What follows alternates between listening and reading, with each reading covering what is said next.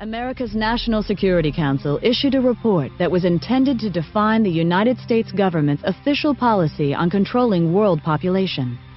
It was called the National Security Study Memorandum 200, or NSSM 200, and it was formulated in cooperation with the United States Agency for International Development, the U.S. State Department, the Department of Defense, and the Central Intelligence Agency.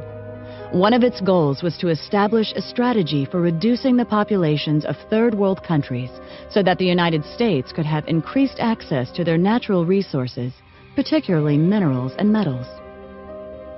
Among the conclusions of NSSM 200 was that no country has reduced its population growth without resorting to abortion.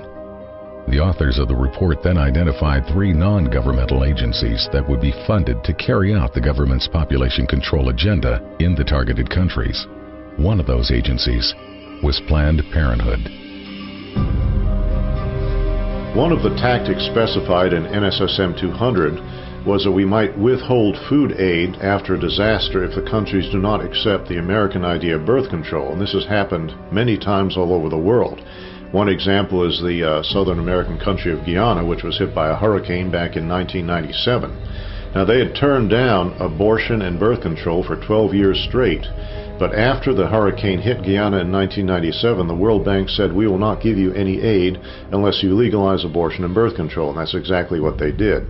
I've seen this several times in Africa, where droughts have hit, and the United Nations and USAID will not assist unless they accept birth control. I've been all through Africa myself, and I've seen medical clinics that are full of birth control devices but no safe motherhood delivery kits.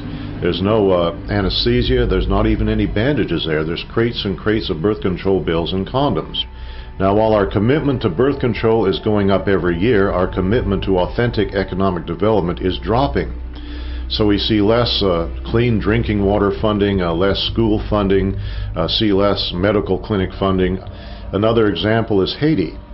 Haiti has been hit by hurricanes several times, and the United States and other countries are saturated with birth control. In Haiti now, any woman, 90% of women at least, can now get access to any kind of birth control they want to, government funded, but less than 20% of the Haitians have access to clean drinking water. Now try to imagine there being a natural catastrophe in a country like Canada or Australia or France or England. And we go in there and we say to them, we're not going to offer you any kind of aid unless you accept our philosophy on birth control and population control. That will be outrageous.